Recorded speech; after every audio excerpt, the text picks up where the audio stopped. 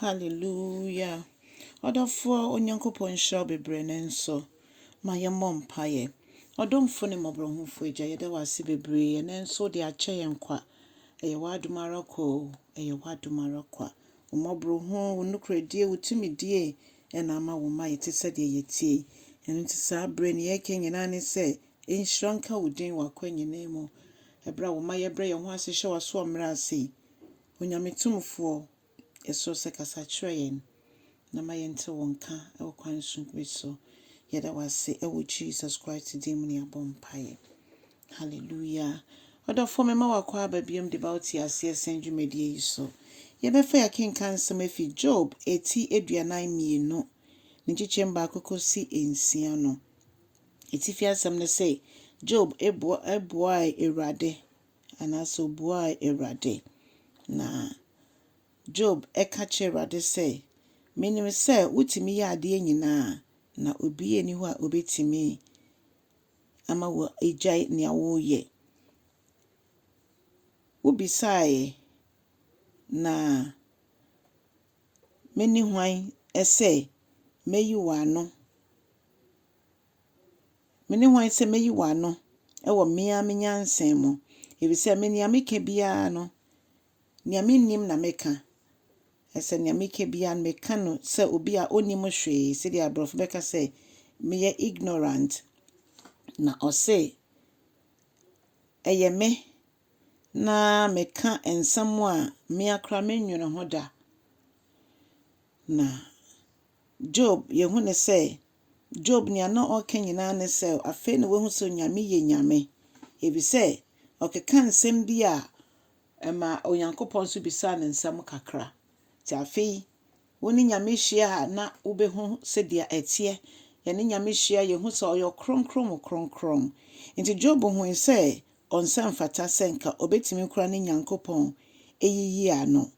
Nti oka kye ne se me kasa ye mpo no bibi edi adanse se menim nia me keka na Nyame kenyina ya ade a minim ho hwe mpo na wonyame oniema woyɛ wanwa dodo. Kane no nanka mate wonka na afedie miame de menua ehu. De menua ehu empu ne wo ehia. Mehu wonyame ban a woyɛ, mehu ne se woyɛ kɛse. Eno nti bibibia meka ye bia mesan etwe na ekyire. Mesan efa sansɛm ne biom. Na mo mebra me ho ase etna mfuturo yi mo. Awurade fa me mfomso ekyɛ me. Na Awurade nea meka ye no emfa enhwɛ eno ho na enimi endi. Se dia onwumtoni bi ka na asɛm sɛ enhwɛ me mfomso wo Nyame wa nhwɛ me mfomso ho enimi endi. Eyampa. Wa nhwɛ me mfomso enimi endi. Wama dipa achime biemo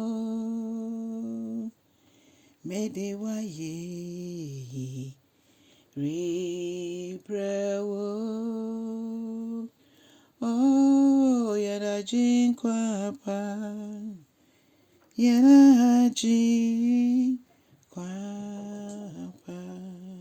they said the onyankopɔn hwe yɛmfomso ani yendi no. Sana Job nso kase Awurade wanhwɛ me mfomso ni miendi dia. Me bra me ho ase tena mfuturo yi mu. Awurade ekyerɛ se dia mabra me ho ase ne se dia mennu me ho. Nka yenso se dia Bible ka se ehu ye mfomso ne eka kyo no Awurade a oye no kwafo ne tene ne se ode be kyerɛ ye no wate ye ho afi ne ntie nyina ho. Mfomso be no waye tie Awurade a wadwon ye so Nyame onfa nkyɛw nti woda so etimo onyankopɔn de be kyɛw. Onyankopɔn dɔ yɛn ochiri bɔne na mmom ye ba ne nkyɛn ɔde ye bɔne kyɛ yɛn na osiesie yɛn de ma ɔno ankasa ne ho ama brabɔdada bi a ye wɔ mu no ya twe ye ho efiri ho. Ɔdɔfo Yesu ɛfrɛw dwane bra Yesu nkyɛn. Yesu si obi aba me nkyɛn no minyi ne twetwene da. Nti dwane bra Yesu nkyɛn ne nyina yɛmbɔ mu na ye ne ngye ɛwɔ busua a ɛyɛ onyankopɔn ankasa busua mu. na da kwama oda ne ho edi ne onyemu se yen ne yekọ so ono na oba etimi enya akontapa bi ebu e de ahye ne de anuonyam moma yen nyame edwuma bra enkwa wo ho bra hoden wo ho bibia nyame de adua yemu bia no yen so ye ne afoforo enche odofo wo ya ne sa onyankopon be hyira obebre ebisa afoforo ehia mmoa afoforo ehia adepa nyame de ewra wo mu no ehia sa won so ka bi ekire ofoforo no okra bi nso nyankwa cha samui yo sempaka ne adwuma onyankopon so be hyira obebre wo Yesu din mu amen and amen.